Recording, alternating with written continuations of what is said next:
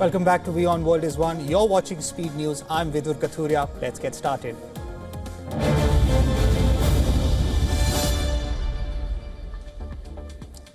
The eye of Hurricane Melissa has moved off Jamaica and is now heading towards Cuba.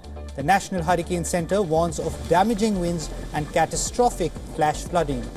Melissa is now targeting eastern Cuban provinces, including Granma, Santiago de Cuba and Guantanamo. Cuban president has urged residents to stay in shelters as the storm approaches, warning it could be the strongest hurricane to hit the island. Melissa is projected to continue towards the Bahamas. The UN plans to airlift 2,000 relief kits to Jamaica and is preparing assistance for Cuba and Haiti as the storm impacts the Caribbean.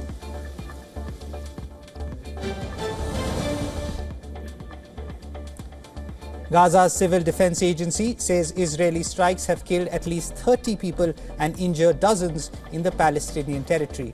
Rescue crews are still working to recover the dead and wounded from the rubble. The attacks come despite an ongoing ceasefire, with Israel accusing Hamas of attacking its troops and violating the truce. The situation continues to escalate as humanitarian concerns grow.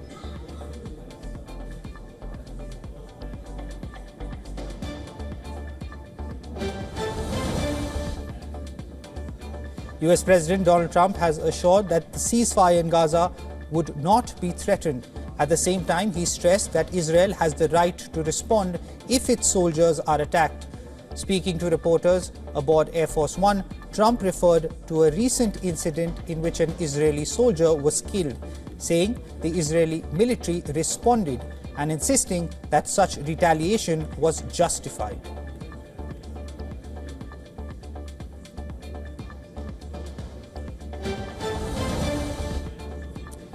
Donald Trump has commended Apec nations for helping to reform what he described as a once broken global trading system. He said the changes have made trade fairer and more sustainable, correcting years of exploitation by countries that ignored the rules, emphasizing that economic security is national security. Trump noted the principle applies to all nations, including South Korea. Returning to Asia after 8 years, he said the vision he once outlined for global cooperation is now becoming a reality.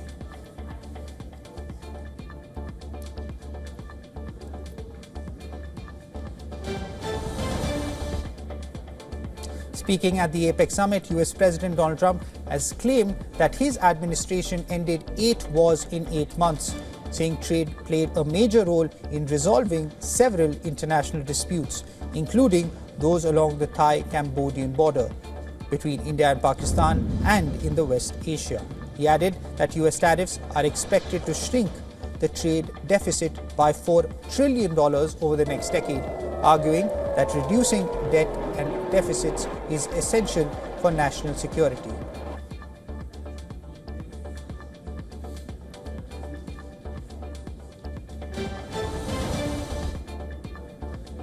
Trump has become the first American leader to receive South Korea's highest honor, the Grand Order of Mugunghwa, recognizing his efforts towards peace on the Korean peninsula.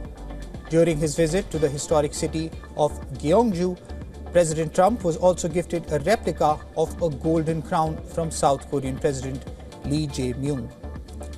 The ornate crown is modeled after the one from the ancient Silla kingdom, symbolizing sacred authority and absolute rule, according to the National Museum of Korea. President Trump called the gift very special, adding it was an honor to receive such recognition during his tour of Asia this week.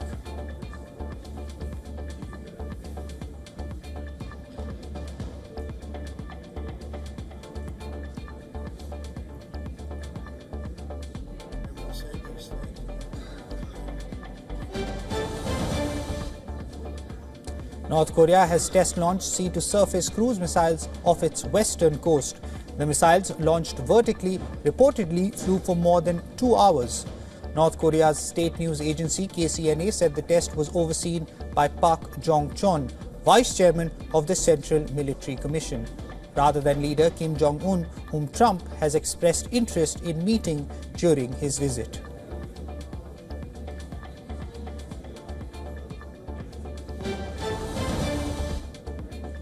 U.S. Defense Secretary Pete Hegseth has announced that American forces carried out strikes on 4 boats in the Eastern Pacific accused of transporting drugs, killing 14 people and leaving 1 survivor.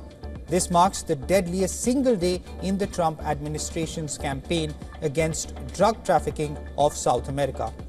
It is also the first time multiple strikes were reported in a single day, highlighting the escalating pace of operations.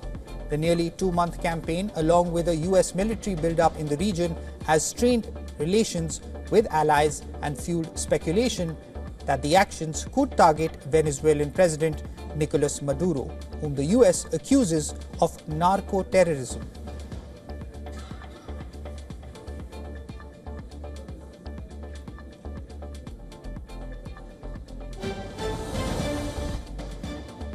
Colombian President Gustavo Petro has accused the United States of using its anti-drug operations as a pretext for invasion, suggesting recent strikes in the Caribbean and Pacific may aim to seize control of Latin American soil.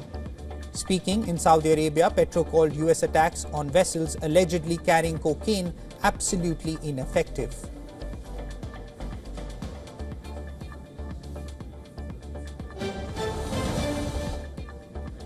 Venezuela's National Assembly has declared Trinidad and Tobago's Prime Minister Kamla Persad Pisesar persona non grata, following Caracas's suspension of a major energy pact with the neighboring country. President Nicolas Maduro has criticized Trinidad and Tobago's pro-US stance amid rising regional tensions and halted joint natural gas projects. Maduro said the oil ministry and state oil company PDVSA has proposed suspending the cooperation agreement, and the move immediately stops all aspects of the energy partnership.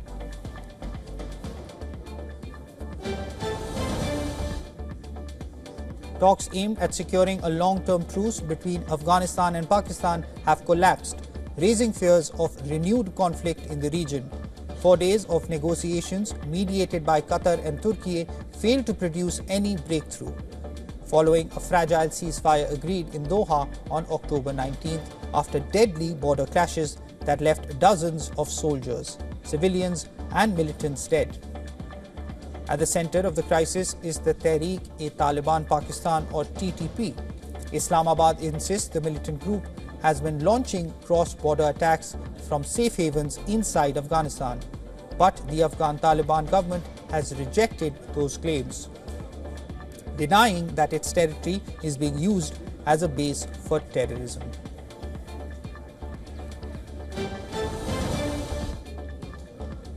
US President Donald Trump has said that he expects to lower fentanyl-related tariffs on China ahead of his meeting with Chinese President Xi Jinping in South Korea. Speaking to reporters on Air Force One, Trump said he anticipates Beijing will cooperate with US law enforcement to help address the fentanyl crisis, and that this cooperation is a key reason for reducing the tariffs.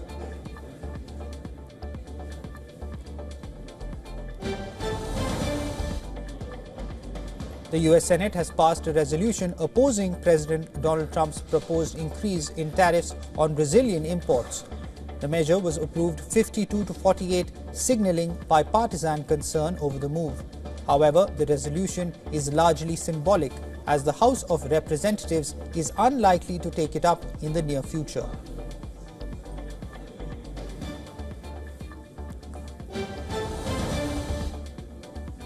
The Las Vegas Metropolitan Police Department is set to deploy 10 Tesla Cybertruck patrol vehicles to city streets within the next 2 weeks.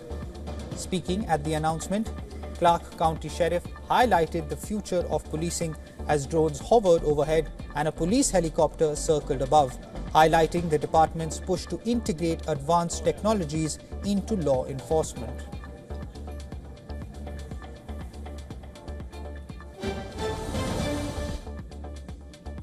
The European Union plans to send a large team of election observers to Bangladesh for the upcoming general election, scheduled for the first half of February. This will be the EU's first election monitoring mission in the country since 2008. EU Ambassador to Bangladesh, Michael Miller, said the delegation aims to ensure transparency and credibility in the electoral process, as Bangladesh prepares for a crucial vote that will determine the country's next government.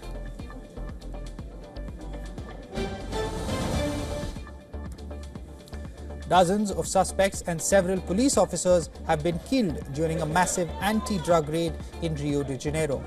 Around 2,500 officers, supported by armored vehicles and helicopters, took part in the operation, targeting a suspected drug trafficking ring in two low-income neighborhoods.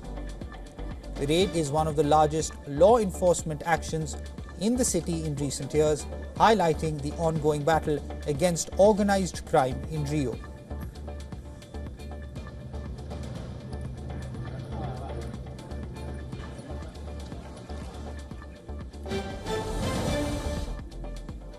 Colombian authorities have confirmed the capture of Simeon Perez Marroquin, also known as El Viejo, who is believed to be linked to the assassination of Senator Miguel Uribe. The general director of the Colombian police has said that El Viejo is thought to have planned, ordered and carried out the senator's murder. The announcement was made alongside Defense Minister Pedro Sanchez, highlighting a major breakthrough in the investigation.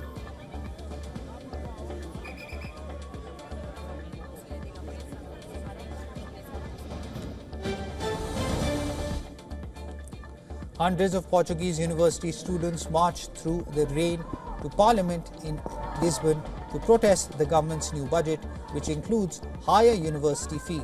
Students called for an end to the fee, warning they could force many to abandon higher education. They also highlighted the rising costs of housing in Lisbon, one of the most expensive rental markets in Europe. Despite the protests, Portugal's parliament approved the 2026 budget on its first reading, with the opposition Socialist Party abstaining, allowing the centre-right minority government to move forward.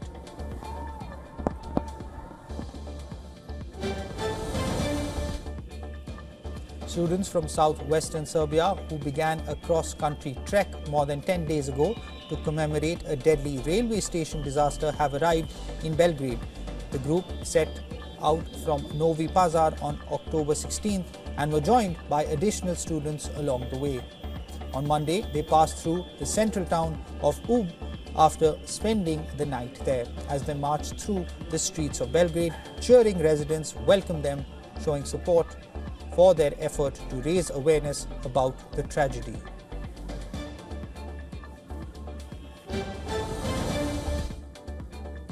A pack of therapy dogs is helping patients at the University Hospital of Brasilia, providing stress relief and emotional support. The hospital has been using dog-assisted therapy in its mental health unit for the past 3 years, holding sessions inside the psychiatric ward in partnership with the Brasilia Institute for Animal-Assisted Interventions, which trains and certifies the dogs.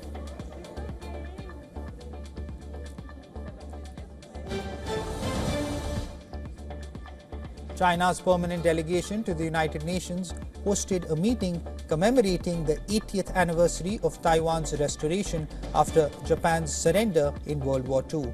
The event also marked the anniversary of UN General Assembly Resolution 2758, adopted on the same day in 1971, which restored the lawful seat of the People's Republic of China at the UN.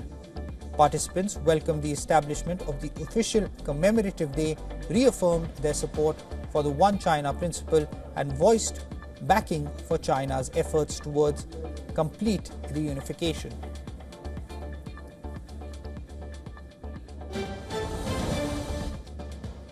The NHS has made the morning after pill available for free across nearly 10,000 pharmacies in England, aiming to tackle the postcode lottery of access to emergency contraception. Previously, some pharmacies charged up to nearly $40 for the pill, forcing people to visit GPS or sexual health clinics. Now, anyone in need can get the emergency contraceptive without charge, improving accessibility and offering quicker, more convenient support.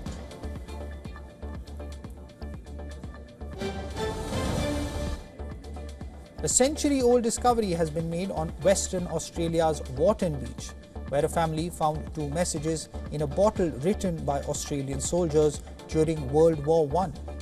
The bottle found by the Brown family on October 9th contained notes from the soldiers just days into their journey to the battlefields of France.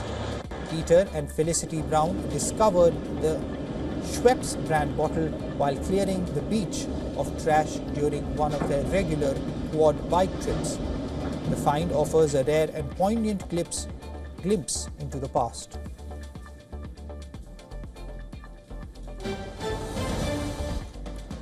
In India, schools across several districts in Odisha and Andhra Pradesh remain closed due to cyclone Montha and will stay shut on October 29th as a precaution. Most parts of Andhra Pradesh are under red and orange alerts, with extremely heavy rainfall expected in Nellore, Eluru, Tirupati and Krishna districts. In Odisha, Montha has already brought heavy rain to coastal and southern districts, causing landslides, damaging homes and uprooting trees. Authorities continue to monitor the situation and advise residents to stay safe.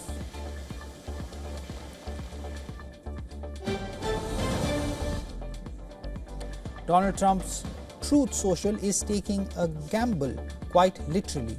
The platform says users will soon be able to bet on real-world events like elections, interest rate moves, and even sports through a partnership with Crypto.com. The move brings Truth Social into the booming world of prediction markets, where traders profit if their guesses come true.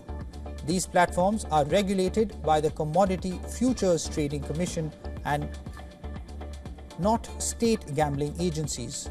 The model mirrors platforms like Polymarket, which recently drew a $2 billion investment from the New York Stock Exchange's parent company, Intercontinental Exchange. Despite the hype, Trump Media and Technology Group remains deep in the red, reporting just $1.7 million in revenue and a $51 million loss in the first half of 2025.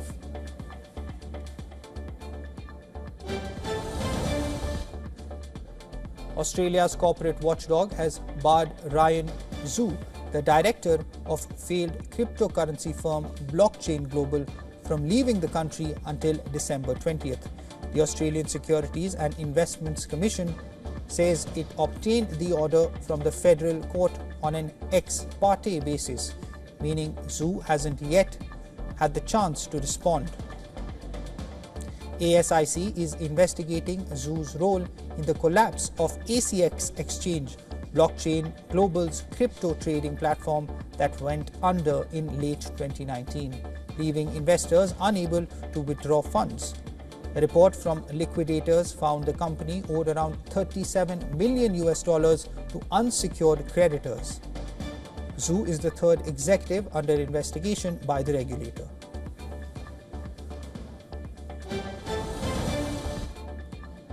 Foxconn, the world's largest electronics maker and key NVIDIA supplier, is set to deploy humanoid robots at its Houston plant, which manufactures AI servers for NVIDIA. The rollout marks one of the first uses of NVIDIA's new Isaac GR00T in robots, unveiled at the company's developer conference in Washington, D.C.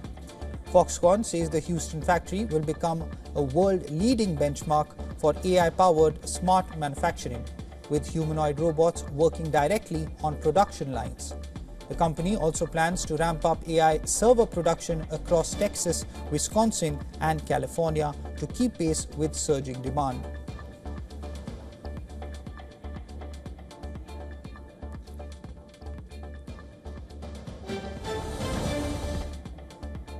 The maker of celebrity video platform Cameo has filed a lawsuit against OpenAI in a California federal court, claiming trademark infringement over the use of the name Cameo in OpenAI's Sora video app. Cameo said in the complaint that Sora's feature Cameo, which allows users to create and share their virtual likenesses on Sora, is likely to cause consumer confusion and dilute its brand. Cameo requested an unspecified amount of monetary damages and a court order blocking OpenAI from using the name Cameo.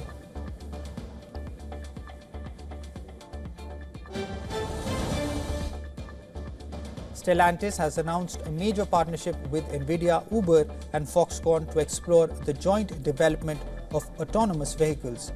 The collaboration seeks to integrate NVIDIA's autonomous driving software and AI computing, Uber's ride-hailing operations and Foxconn's electronics with Stellantis' manufacturing capability to deploy robot access with Level 4 autonomy. The companies aim to start production in 2028, with Uber deploying 5,000 of Stellantis' autonomous vehicles in select cities worldwide after initial operations begin in the US.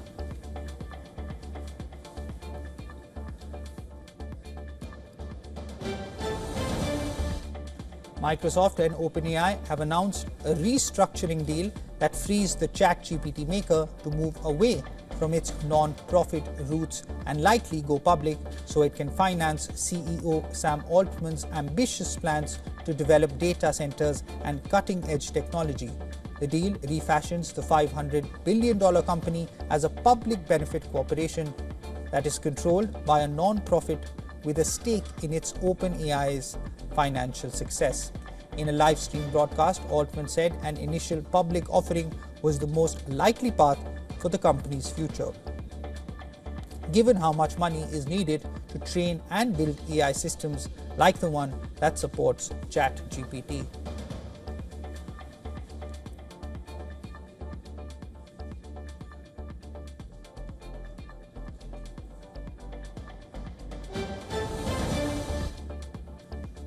Now, NVIDIA inches close to becoming the world's first $5 trillion company on Tuesday after CEO Jensen Huang announced $500 billion in bookings for its AI processors and plans to build 7 supercomputers for the US Department of Energy at a developer conference in Washington. The chipmaker's stock jumped nearly 5%, adding over $230 billion in market value and briefly touching $4.94 trillion. NVIDIA stock is up 50% this year, solidifying its lead over rivals Apple and Microsoft as it rides the wave of global AI race.